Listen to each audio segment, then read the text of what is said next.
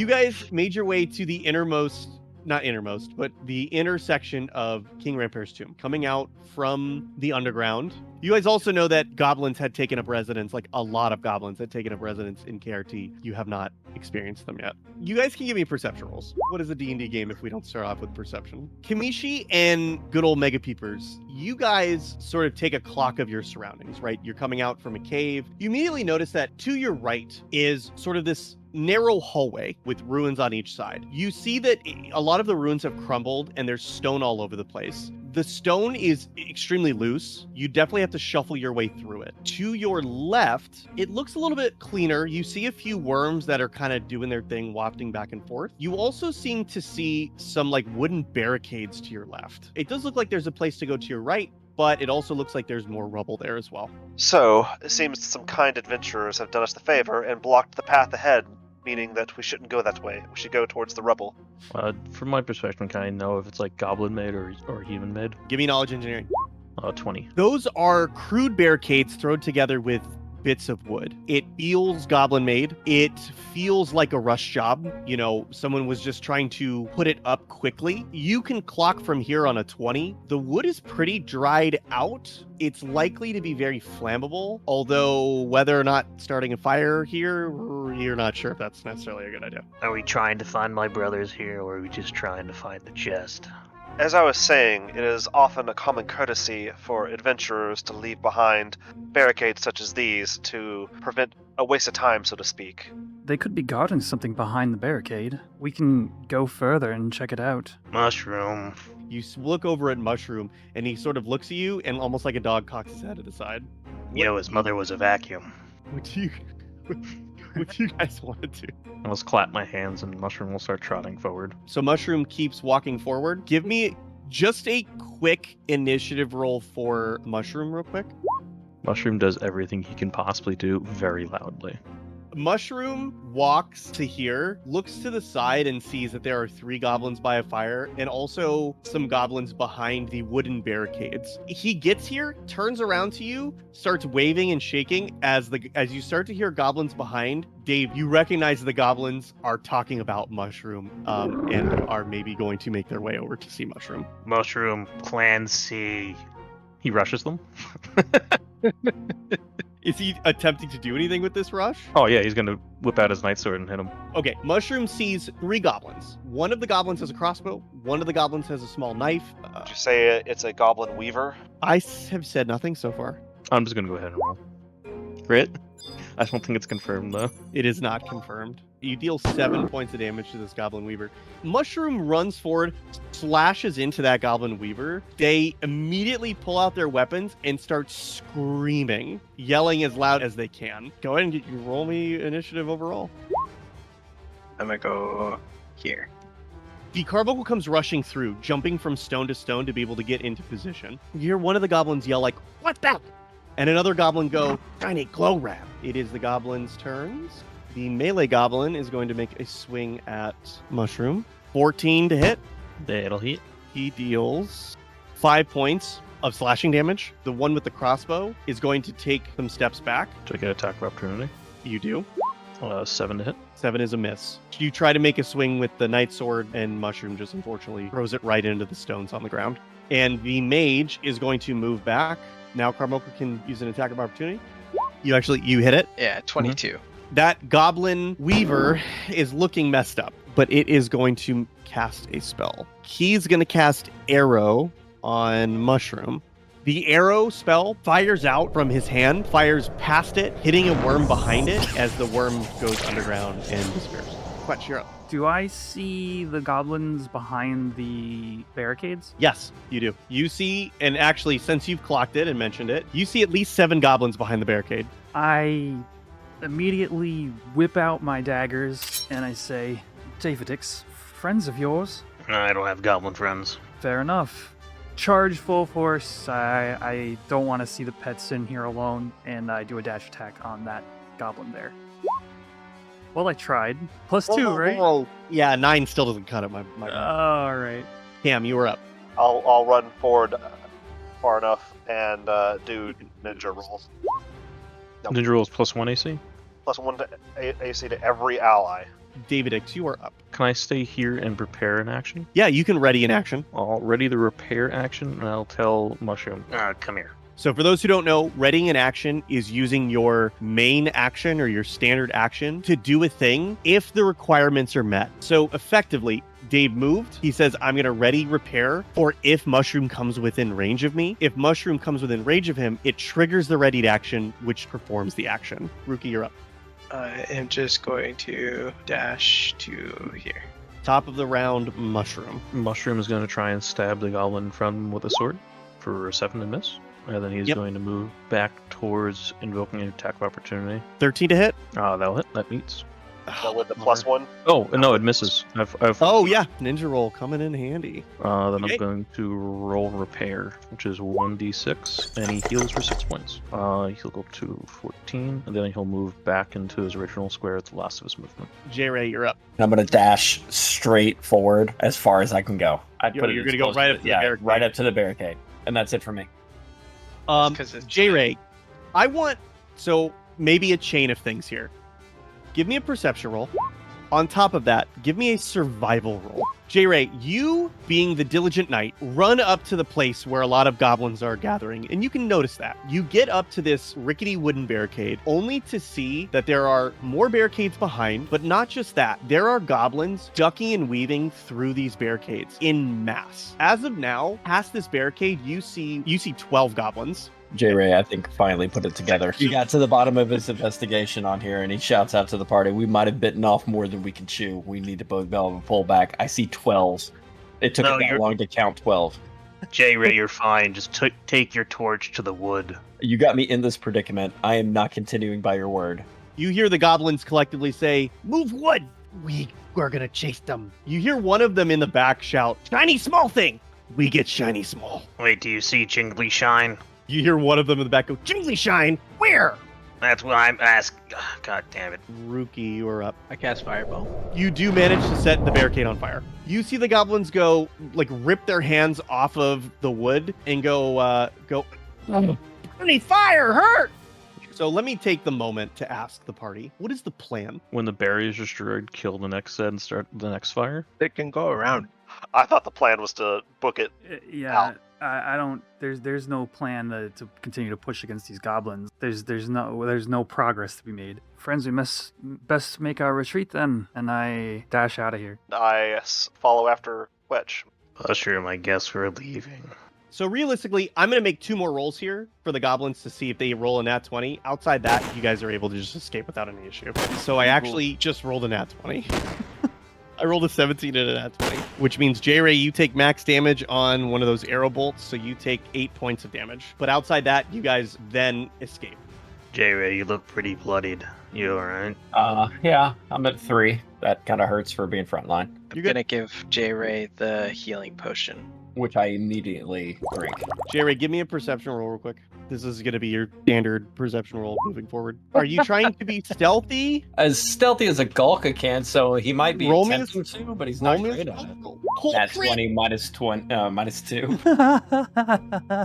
You literally, not eyeing anything going on around you, walk straight out in the open before you realize that there's a goblin off to the north here that isn't paying attention, hasn't noticed you working on a barricade. But he hasn't noticed you or your group yet at all. So you could continue walking if that's your choice. You also see some goblins through this tree off to the side that look like they're roasting some food over a fire. They're on the other side of the wall, so they wouldn't know what happened, right? That would be your understanding, correct? I see him as a threat from the ones that were attacking the group previously, and since he can't see me or hear me, I immediately go up and just smack the shit out of him from behind. The one who's working on the barricade? Yes, just absolutely, just yes. You rolled an nat 20, so I'm going to allow all of this to happen. So you walk up to this goblin, you move to knock him over the head, just knock him clean out in one fell blow. You hear him singing a song to himself. Keep the intruders out. Build for the chest king. I'm so great. And then you knock him clean out, and he gets knocked unconscious. That was a good goblin work. So Then I would go back after taking him out and immediately tell the group about it. Something about a chest king, not fully understanding what it means. Just something about he was singing about a chest king, and he was singing. It was off tune. Oh, a good goblin word song. You let everybody know he's singing about the Chest King, and you guys are free to continue along. I pull ahead, hugging the wall, kind of like beckoning the rest to sneak by. We're gonna do what I call party stealth. I want You mean Gertie everybody to roll stealth for me. Your party is able to sneak right on past these goblins here. You do see a goblin walking back and forth, also humming the same tune to themselves, and it does not notice you guys as it continues to walk this way. It seems as though he's patrolling this like square area, Quetch. I would say that you have that understanding. I also want a perception for everybody who's trained. J-Ray, off in the distance, you see the sun bouncing off of what looks like something metal. I look at our wonderful goblin and say, do you remember what that chest was? Or the thing you heard about why we're here? Because I see something in the bushes down this way, and I pointed out to him specifically. I'd have to get closer to know. I was going to start moving towards the chest. You get there, and inside of the bush is actually a chest. You just see me turn around. I give you a thumbs up. This, however, is an old rusted chest. It has no gems. It has no gold. It's just an old chest that looks like it was like partially dug up, but enough to be able to be opened if you have the ability to do so, as it is locked. I'll use my link pearl. Yep. Quetch, Yes? it's your time to shine. What have you? A lock. Be right there. I don't think this is the chest, but a chest not open is a chest that needs to be opened. So, Quetch, I need a disable device roll. Wait, Quetch. Yes? Mushroom check for traps. Mushroom's just going to like tap the top of it. I'm going to say that as you say that, he has already like put his picks inside of the lock. But you do tap it and nothing happens. Mushroom It's just not takes his trap. hand and actually throws it back all the way for like a 360 degrees and then taps it and nothing happens. Quetch, you are able to open this chest. Inside, you find just a bunch of old, dusty clothing that have sort of deteriorated over time. However, you also find a really, really elegant, nice pair of sort of dexterous old gloves. You find a pair of battle gloves. Aw. These battle gloves give a +1 bonus to melee attack rolls. I slap them on my pants, knock the dust off, kind of like scrunch them a little bit so they're not so old, and pop them on. Now it's time for one of Kamishi's many adventuring lessons. See, we heard something about a chest king. One thing that we adventurers can do is gather information. I suggest we capture this goblin and interrogate it. In what manner shall we capture it? I look Chains. pointedly at Quetch. Me? You want me to capture it? Disgusting little mongrel? I let it out that I just say that, and I kind of look at Dave like, oops. Oh, no, they're discussing mongrels. You're completely accurate, and I hate goblins. Right, so what shall I do? You know, you could do, and I'll resist the urge, but if you throw some gil on the ground, they'll definitely chase after it, and you can grab them then. Well, I've got a couple of bronze pieces. I'll kind of like leave a few leading to around this wall here. You guys sort of back up, you lay a trap, the goblin comes over, and without even skipping a beat goes, "Jingly shine," and goes and just immediately starts picking up all of it. You just hear rustling through the grass and like the jinging of metal coins. All right, and then you guys jump him. I'm not even gonna make a roll. If there's like a billion of you, you're gonna capture him. Yeah. You guys all gang up on this goblin. He goes, who you? Now, foul creature, tell us about this so-called king of yours. Intimidate. It cowers down a little bit at the sight of being flanked by both J-Ray and Kamishi. It goes, Chess King? What you want to know? Where is he? Chapnix can take you if you have something to give Chapnix. Is your life worth it? He actually takes a very hard moment to consider that question. And literally looks at you dead ass in the face, goblin to goblin, and goes, no. He speaks it true. Well, if that's the case, then here you go. And I hand him a sack of coins. Probably give him about 50. He grabs the 50. He goes, for me? You Chapnick's best friend. Come, best friend. We go see Chess King. Goblin betrays his god and country for money. Is this not accurate, or? No, it's completely accurate. Chapnix takes you over to the entrance of another cave where one goblin is holding guard. You guys can see off in the distance that thing has like burnt down into nothing. There's a few goblins left over that are sort of investigating the area. This goblin looks like he's been holding this post the entire time. Chapnix comes up to him and goes, Chapnix and best friend need to see Chess King. The other goblin goes, Chess King? What you need to see Chess King? Chapniks goes, for Chapniks to know, not for stupid other gobbo to know. And you guys are let through. 50 gold went a long way. You guys go down into the cave.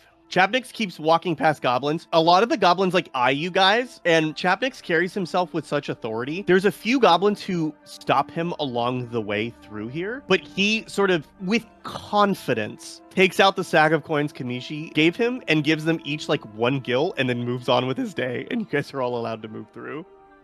I'll say this place is relatively dead. There are a number of goblins out here. It looks like they're fighting bats and other sort of creatures that sort of exist down here, like worms and whatnot. You actually notice, as you get deeper in, you notice a goblin kills a bat and a crystal is dropped. The crystal is this like deep grayish color that you haven't noticed before, but also outside of that, it is like spiky and not like perfect as crystals are normally created when things are just like killed basically, and like their essence is defeated. You guys get to this point. You come up against a few other goblins that actually look like buffer or stronger than some other goblins. You guys notice that these goblins have sort of this magical effect that looks like similar to Signet in some way. It's very small. Give me spellcraft rolls or knowledge arcana if you're trained. Rookie. This effect on these guys is an effect that you've not seen before. On a 12, you're not really able to ascertain much more about it. Chapniks comes up, says, okay, you let Chapniks through. He and best friends. We go and see Chess King now. The other goblins look at him and go, Chapniks, you not come through here without crystal, or they give us something good. And it looks like they're barring your path. J-Ray takes note of Kamishi's bribery and how far it got us and tries to do it himself. I offer 10 gold each. You offer each of these 3 10 gold. They all look at you, go, yes, okay. You are best friend too. You can go through. These guys are even gonna come with ya. Can I try to communicate with them like best friends? They look at you with just like this basic expression. They basically go, why you want to see Chess King? I look confused when they ask me that, not knowing how to reply. They go, silence is golden. And golden is good, right? Yeah, like money. You guys get all taken. Everybody just comes with to this like ruined room inside of this cave. There's like no lights on the outside. There's no nothing, but the texture of the wall changes to smooth stone. There's 2 goblins holding the fort at the entrance here, but they look like they're in a daze. They don't say any words. They don't really even acknowledge that you guys are there. And you look at Chapniks and they sort of motion. They go, Chess King in there. Good luck. Chapniks wait out here. And this is why you should listen to my tutelage in the future. I will expect great things from you, and I will continue to teach you. Oh, great Altana's titties, what is that? You see a huge creature inside of this room who you can only assume is the Chest King. Go. Mushroom. The mushroom will go forward. I push J-Ray ahead. Yep, same. Anybody who rolled a 13 or higher kind of gets the stock of this room. This room is set up with a bit more of that goblin architecture, these sort of like wooden beams, but these wooden things are a lot sharper and structurally more well made than the other ones. Each of these pillars has a torch on it, barely giving off dim light into this room, as well as food that is being cooked on an open flame. In the back right of the room are a number of crates that are filled to the brim with those strange looking crystals you had seen before. In front of you stands a hulking, titanically large orc.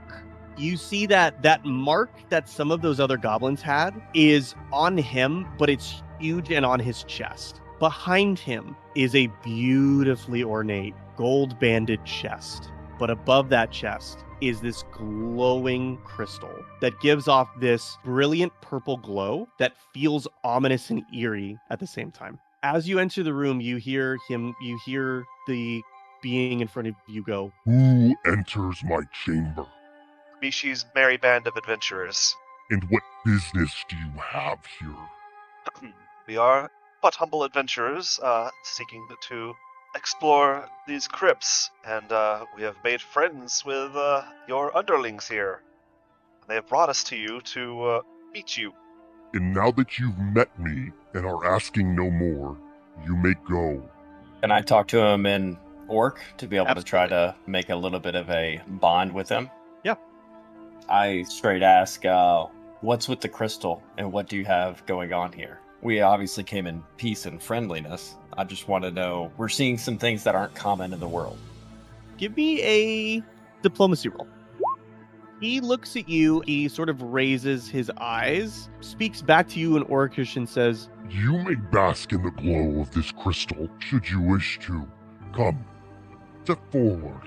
You'll see all that you wish to see. I relay that in linked shell to the rest of the party because I know they are looking at me because I spoke something they don't understand. I'm gonna walk into like the middle and snap my fingers. I'm also casually, slowly walking towards the middle of the room. Dave, you snap your fingers. You notice the chest do a little bit of shaking. Mr. Sir, that's a beautiful chest. As an intelligent being as well, you know that all chests should be opened.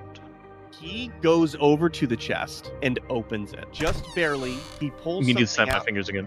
Oh, okay. I'm not going to make you re-roll, but as soon as he opens up the chest, a bronze piece flies right into the palm of your hand. Oh, that was weird. He I guess instantly it wants- whips around, stomps his foot, and holds his sword aloft in front of you. Goes, You seek to steal from me? I run up and go, whoa.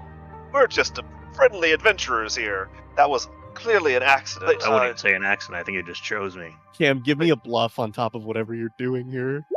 J-Ray takes another step forward. I walk forward to be in front of J-Ray, actually. Yes, we are here to receive the glory of the crystal. I feel its presence.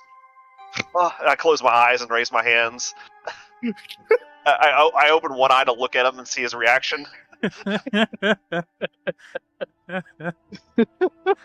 He looks at you, but holds on his side and beckons you to makes a few more steps. And you see that he's getting very agitated with your group. Oh, sod this. And I pull out my gun and shoot the crystal. I'm going to do a roll, Cam, to see if Okay. he recognizes your intent in order to make an opportunity attack, or if you get away with this. Okay, he did not roll high enough. Give me an attack on the crystal. You say that, you say, oh, sod this. You pull your pistol out, you take a shot at the crystal, and the entire room goes tense and quiet for a second as almost like a movie pans over and you see a bullet hole in the wall next to the crystal, like smoking, and it full just whiffed completely. The orc turns over to you, holds his sword up in front, and says, You'll make nice crystals. roll me initiative. Key is up. I'm actually, you know what? I'm gonna defer my turn until I'll just basically wait at the end. Quetch, you're up. I open with, "That's it. You've all confirmed it. You are the loudest bunch of adventurers I have ever had the pleasure of being around." And then I dash behind Thank this you. second pillar to get line of sight on him and hit him with a mark.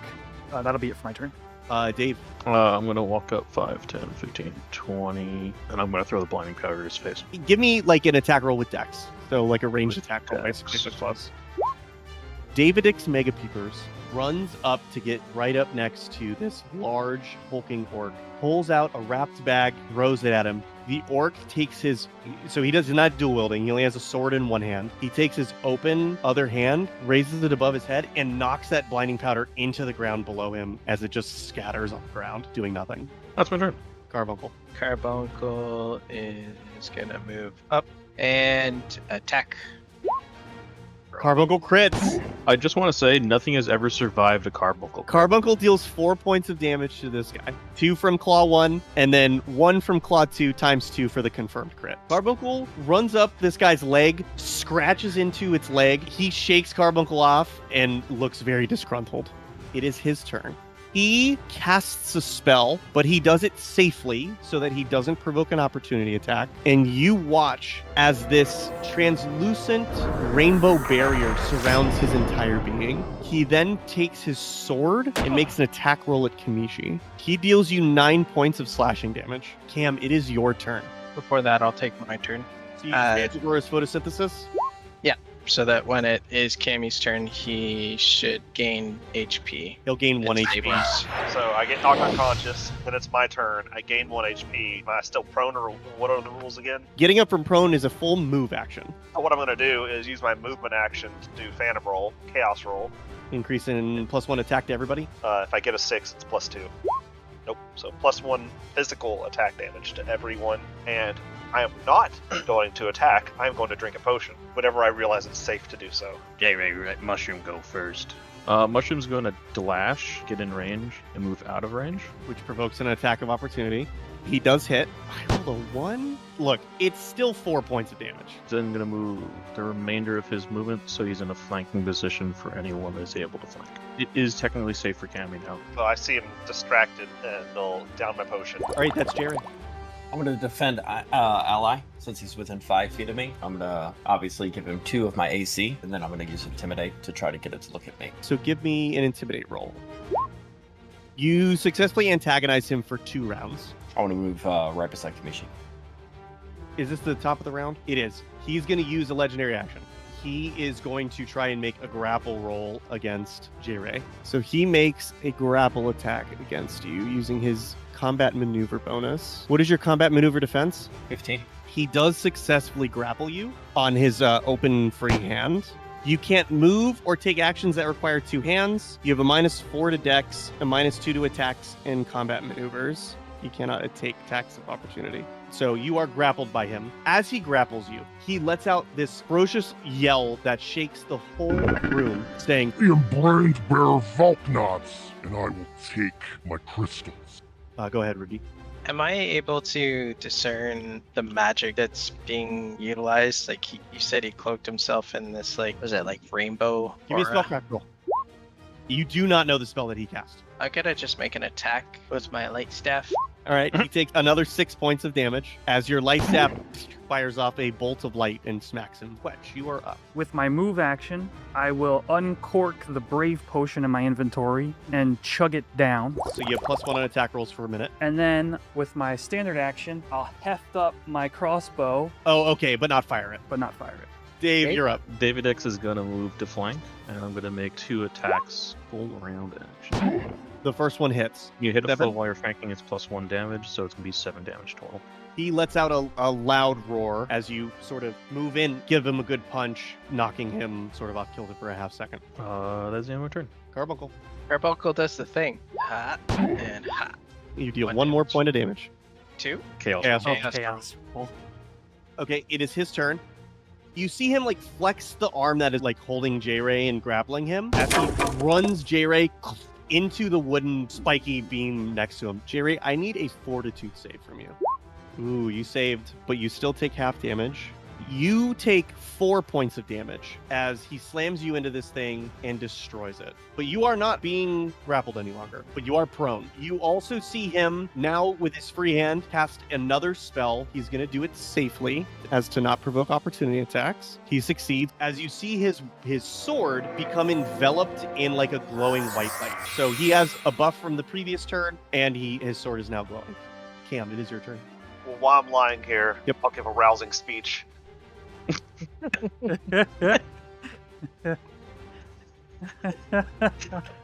Cammy has him just where he wants him. Adventuring advice number 6. When there's evil in this world, we will vanquish it. So I'll say that you can use half your movement to stand up, and then you can move 30 feet for free. I will back up behind the pillar, use it as cover. Mushroom. Mushrooms, I gave him an order. Okay. I gave him an order. He Yeah. takes an attack of opportunity against old Mushroom. Yeah. He definitely hits Mushroom. Mushroom takes 13 points of slashing damage as the energy radiating, that white energy radiating from his sword sort of makes sort of like a mini explosion as he slashes across, and the energy dissipates from his blade. Still standing, Mushroom moves back and slides back. 11 to hit? 11 does not hit. Mushroom unexpectedly is going to look angrily at Kashmishi and at his turn. J-Ray, Like a you are up, rousing speech. my friend.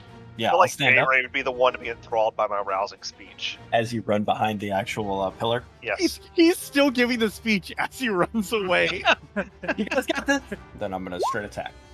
Oh, I just beat the shit out of him. You do not confirm the critical. That would have Oh. been insane. 14 He has damage. plus Jesus. 3 damage, so yeah, 14. You, after being slammed into this, seeing your friends get beat up, take your father's sword and drive it so far into Velknuts' gut, causing him to lash out and roar in pain. You see the crystal behind him twinkling with energy it wasn't before. The whole world goes silent for a moment, and the crystal releases this pulse wave. Velknuts goes down on one knee. You see his eyes be sort of overtaken with this purple glow as this like shroud sort of goes over his being. He starts carrying himself with less, I wouldn't want to say charisma, but like less personality. I say to him in Orcish, "Don't hurt my friends." At the end of the round, he's going to take a legendary action. He coalesces some of that energy in his right foot and slams it into the ground. I need everybody who's adjacent to him to make a fortitude saving throw. Dave, you and Mushroom manage to sort of hold your ground. J-Ray, you get shaken by this, and until the end of your next turn, you take a -2 to attack rolls, weapon damage rolls, saves, skill checks, and ability checks. So kind of a -2 to everything. Rookie, it's your turn. I'm a defer. Okay, Quetch. well, got my crossbow lined up. I've been waiting for my opportunity to take a shot, fully buffed, Sweet, and Quetch.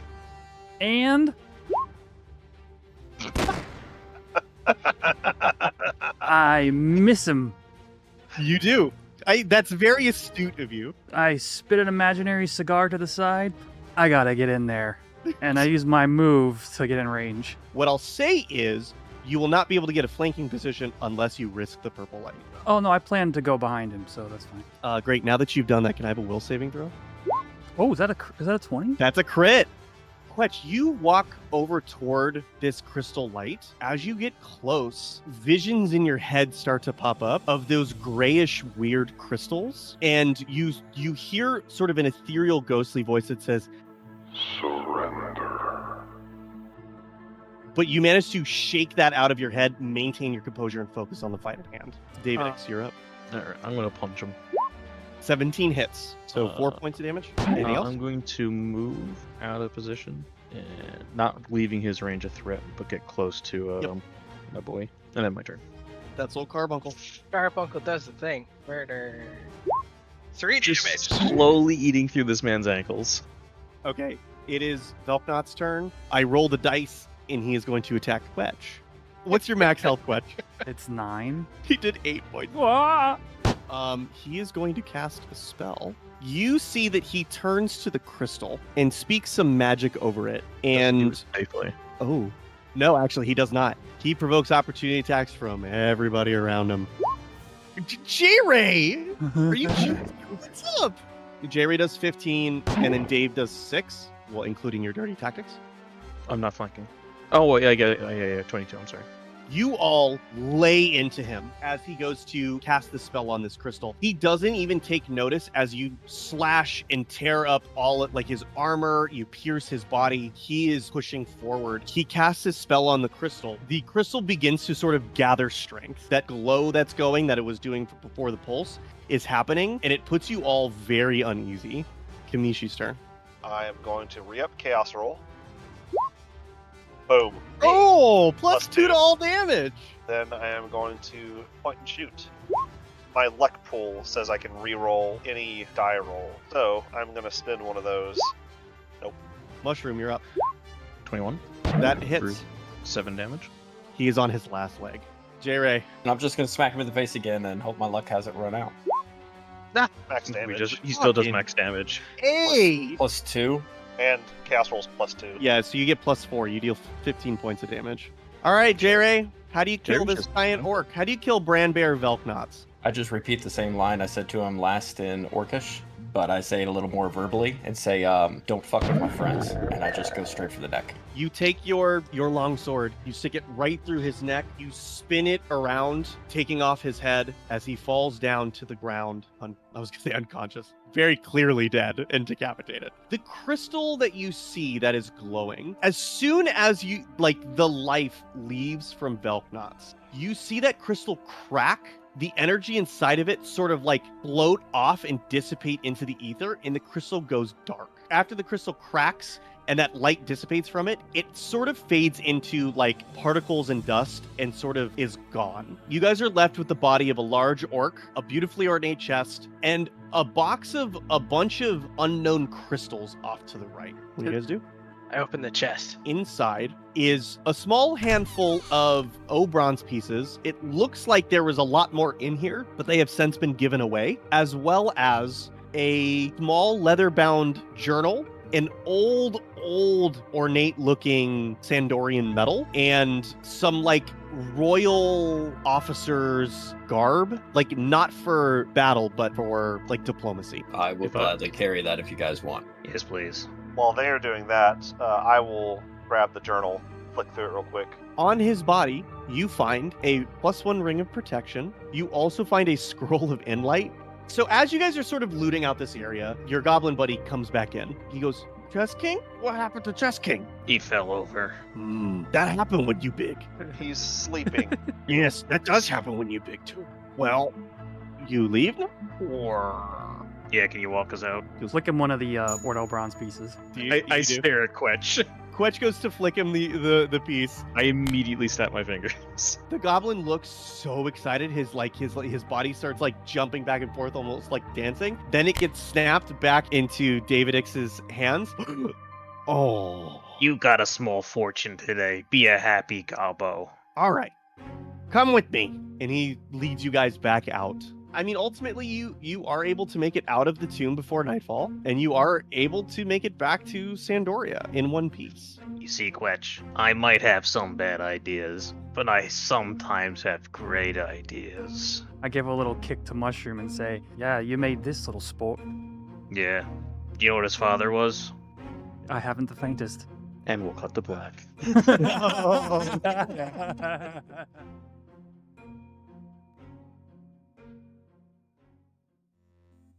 Hello everybody, Quetch here. Thank you for watching to the end of this video. If you enjoy this type of content, please consider joining my Patreon. This will be the place for updates as each video is being made and edited, and any in-between session stuff that doesn't make it to the full episode. You can sign up for free to receive all of that. However, I will be running a promotion until the end of June. Anyone who signs up for the endgame support tier or higher will receive a mini of Chapnix the Goblin. And of course, everyone who supports me on Patreon will have credits at the end of my YouTube videos, like these fine folk right here. Thanks for watching, everybody, and I'll see you in the next one.